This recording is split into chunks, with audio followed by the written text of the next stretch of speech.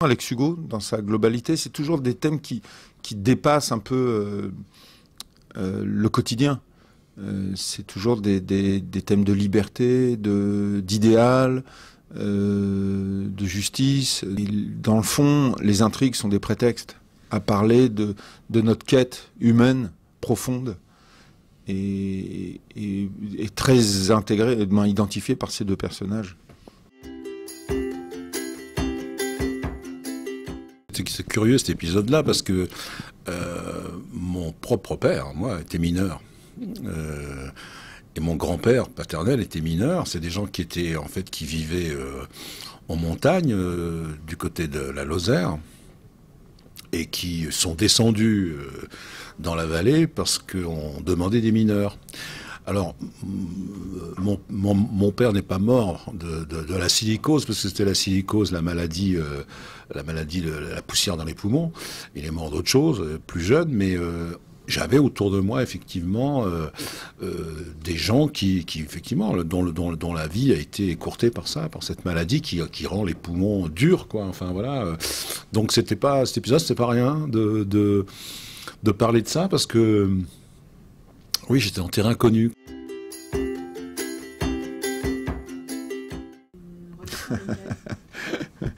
Une relation fraternelle. C'est pas père-fils, c'est frère-frère.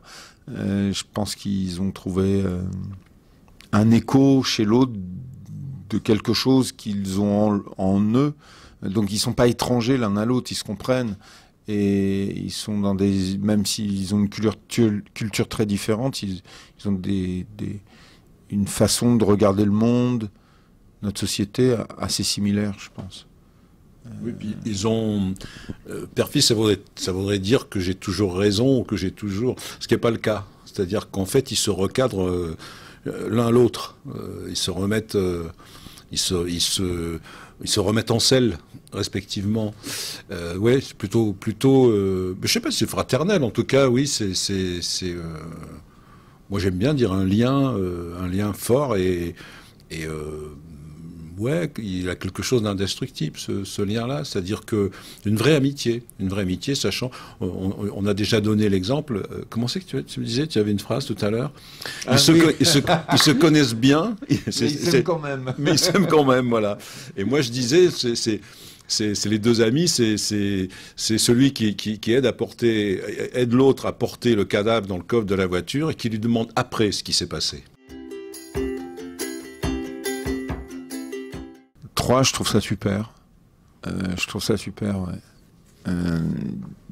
C'est bien parce que c'est à la fois intense, mais c'est pas étouffant. C'est 3 mois dans l'année. Un épisode, c'est un mois de tournage. 3 mois à la montagne, dans un endroit magnifique, plutôt en été. C'est un moment fort à chaque fois parce qu'on se retrouve avec toute l'équipe technique et c'est un peu comme une grande famille. Mais ce qui est bien, c'est que ça permet de le faire avec énormément de plaisir à chaque fois. On peut se renouveler. On a vraiment toute l'année pour se recharger et revenir et avoir plein de choses à raconter à travers nos personnages. Là où je me suis pas encore attaqué, c'est au grand col de montagne, à vélo. J'ai un peu le trac. J'ose pas et je pense qu'en septembre, je vais m'y mettre.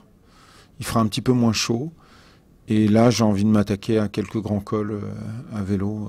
C'est pas un nouveau sport, hein, mais c'est un petit défi personnel qui est pas... Pour les cyclistes, ça doit pas être grand-chose, mais pour moi, c'est... qui fait du vélo de temps en temps, ça me semble un vrai défi personnel. Je vous rappelle qu'il a joué Laurent Fignon, quand même. Voilà, oui, j'ai joué un cycliste et j'ai fait beaucoup de vélo à cette occasion-là, mais ça reste quand même quelque chose d'impressionnant. Je l'aime bien, la montagne, mais moi, alors c'est vrai que je suis plutôt de la Lozère, c'est-à-dire j'aime bien les montagnes un peu plus rondes, mais je la trouve parfois oppressante, moi, la montagne. Mais non, je pratique pas beaucoup de sport, c'est vrai.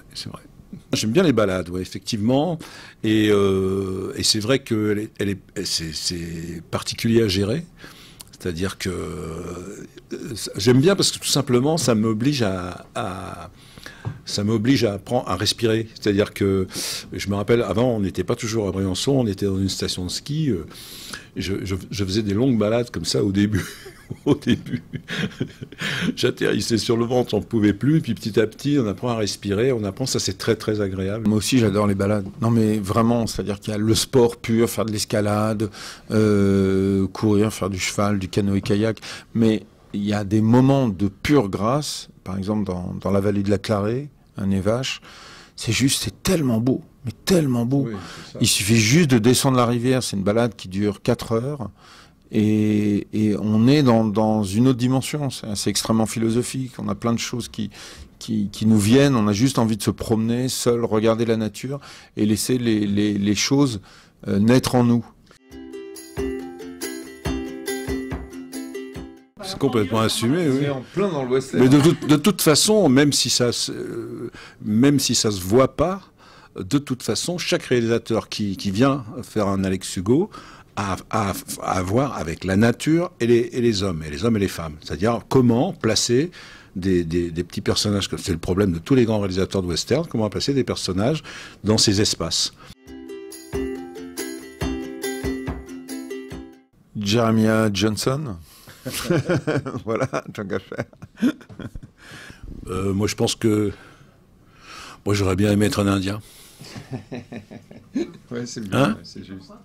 Parce que j'aime bien les Indiens. J'aime bien ces gens-là. Quel Indien, Ah, je m'en fous. Cochise, Aigle Noir, Geronimo, Sitting Bull. Ah oui.